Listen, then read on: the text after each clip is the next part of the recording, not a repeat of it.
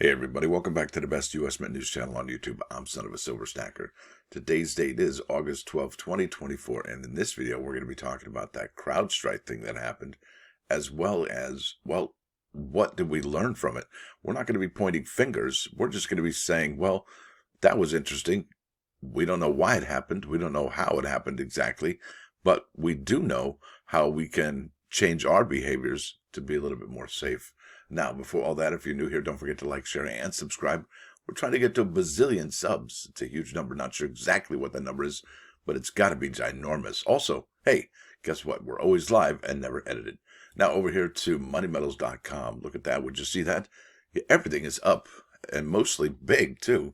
Gold up 11.35 to 24.52.65. Probably just a couple large pizzas away from an all-time record right there. And then silver up 47 cents. Did you see it move just there? Up to 28.11. Now platinum's up 14.15 to 9.50.10. And palladium up 28.45 to 9.70.25. You're looking at an in-stock American Silver Eagle whose premium is 7.59. Now for a quantity of 1 through 39, you're going to get out of there for 35.70. Now that's amazing. And they will buy them back for 28.94. Now over here to the U.S. Mint bullion sales. I don't think we're going to get anything out of here. Probably, maybe the end of this week, maybe today, if we're lucky. It'll be interesting to see what's being purchased, and can we get a confirmation from the United States Mint that these sales, the sales of the American Silver Eagles, are on a cap. They're governed at 1.7 million. That'll be interesting to get confirmation. Now over here to the interesting news of the day. This is from Numismatic News. This is from Richard Gidroyich from August 8th. That was 4 days ago now. It says pop culture coins good for hobby. And this is not really, well, this shouldn't be, I don't know. This really ought not to be the title of this article.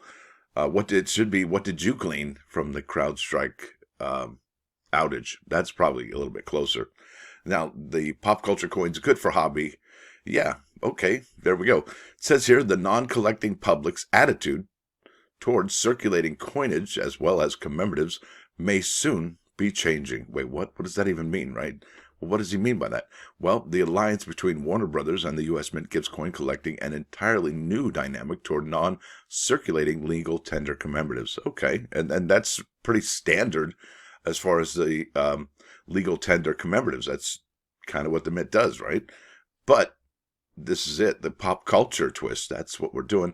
And let's be real, that pop culture kind of made its way into the United States Mint designs with the American Women Quarters, right? Just some pop culture icons in there that we've never seen before on any U.S. Mint coin. So I think we can pay homage to the United States Mint and the American Women Quarter program for even opening the doorway. And I think that is exactly what happened here. All right, it says pop culture coins designs will draw the attention of a different and likely younger group of people to coin collecting. Absolutely. And how is that a bad thing, right? If it gets younger people who are into comics like this into coin collecting. Imagine if when we were kids, when we were going to get our favorite comics on Wednesdays. Did you do that on Wednesdays too? And then, all of a sudden you found out that your favorite comic was now on a coin from the United States Mint. I'm sure it would get your attention. Now, it says here, consider the San Diego Comic-Con. That's a comic convention, San Diego County, San Diego City proper, I guess. International attendance has been 130,000. No coin show gets that large a turnout. How many of these pop culture fans will advance from buying these intriguing new commemorative issues now being planned to collecting coins that have been used to buy those commemoratives is the bigger question. I think there's going to be a lot of people that will be joining the coin collecting community, if not just for those. And even if it is temporary, I'm sure some of them will actually stick around. Now, check this out. This is really, I think, where the story really gets huge, all right? The general public may have just gotten a lesson in appreciating circulating coins and banknotes. What does he mean by that? Well, courtesy of the recent worldwide IT meltdown caused by a faulty software update provided by CrowdStrike. This IT failure impacted not only airlines, banks, and gas pumps, but the capabilities of functioning within the so-called Cashless Society as well. Folks, did you get any interruptions in your daily life when this happened? I know I did. I went out that morning to get gas, and the pumps were not working, and there was a sign at the Circle K that said, cash only, right? Remember that? And do you remember when during the pandemic, it was like, nope, we won't take your change. We can't make change. We have no money. digital only. So here we go. The pendulum swings back and forth. But this particular outage, I think, should raise concerns in all of us. Look, you got bank cards. They don't work. You got checks. They don't work. Well, what does work? That's right. Cash, coins, paper currency, right? So let's keep on keeping on this. It says here, not only impacted airlines, banks, and gas pumps, but the capabilities of functioning within the so-called cashless society as well. In the past, we've learned checks, credit cards, and debit cards have proved to be tools to be used in addition to rather than in lieu of physical money. That's right. Stick with the physical money. It can help out a lot, right? The recent software failure that prevented people from buying groceries and other things, including getting paid without physical cash, supports the same scenario for electronic payments. Now, look at this. I'm going to just jump over here to the Wikipedia page, 2024 CrowdStrike incident. All right, the outage disrupted daily life, businesses, and governments around the world. Many industries were affected: airlines, airports, banks, hotels, hospitals, manufacturing, stock markets, broadcasting, emergency services, government services. I mean, you name it. They were all in there. But what they don't talk a whole lot about, now this is marketwatch.com. Yeah, CrowdStrike outage affects Schwab, E-Trade, and other brokerages, preventing people from trading. Now, do you remember that day when it was going down big?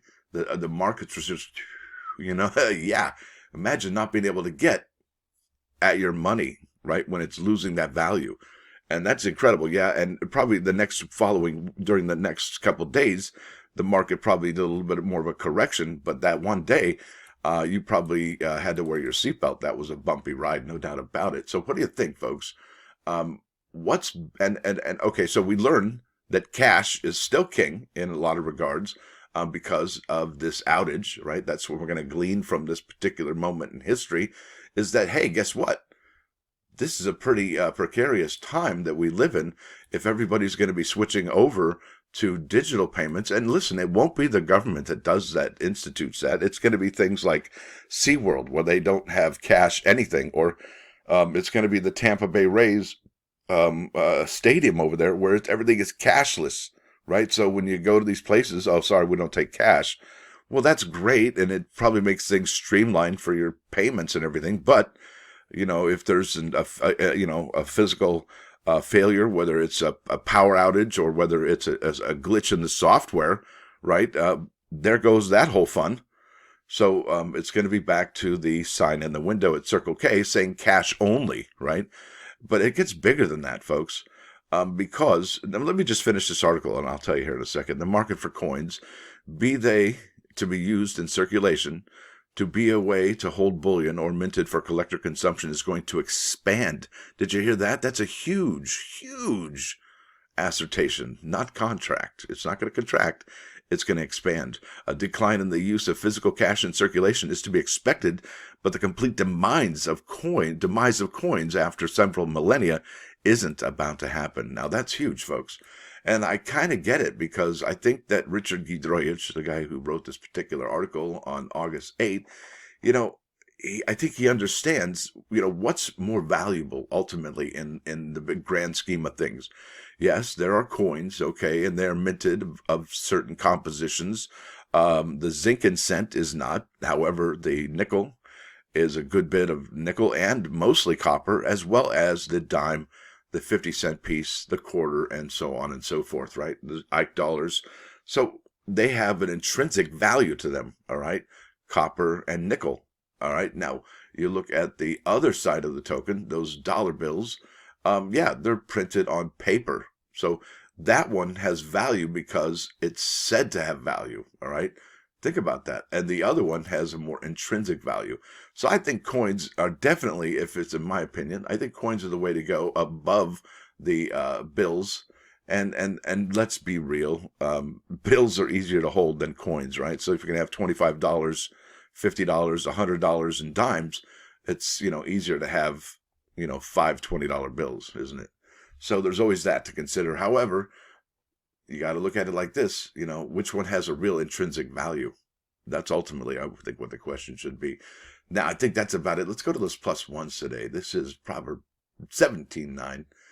And it says here, he who overlooks an offense promotes love, but one who harps on the matter alienates a ruler from himself. And I think what that means is that a victim of an offense who chooses to ignore it wins love. And there's nothing wrong with that, because isn't that what we all crave on some level, even if it's, well, that's a whole different story.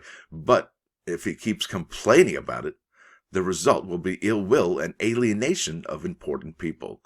You ever heard that thing? You ever heard anybody say, let it go, man? Just let it go. Yeah, that's good advice. Rise above it and let it go. Now let's bump over here to 99.9 KOI and Coin News Radio. This is Joe Satriani, Flying in a Blue Dream.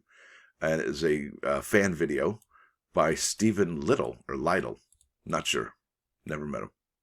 Not barbecue buddies. Now let's get back to the homepage over here on YouTube. Listen, folks, if you haven't checked it out yet, we got some awesome gear. We got the shirt, we got the sticker, we got the hoodie, we got the knit cap, the beanie. But look, this is really where it's really at. All right, this is just sporting my gear and my look, and I appreciate you doing that. But look, and the mug's cool too. But I think really where it's at, our friend Mickey Minsky designed these $50 Finding Hunter mats. They're really reasonably priced too, and they're ginormous. They're ridiculous. They're almost, well, I love them personally. There's a 31.5 inch. There's 22. The 31.5 is almost 3 feet across, folks. It is awesome. You can stack penny upon penny there. It's a beautiful thing, and there should be some testimonies online if you have bought this, and if you haven't, please do leave a review of how it's aided you. It is a game changer, it really is.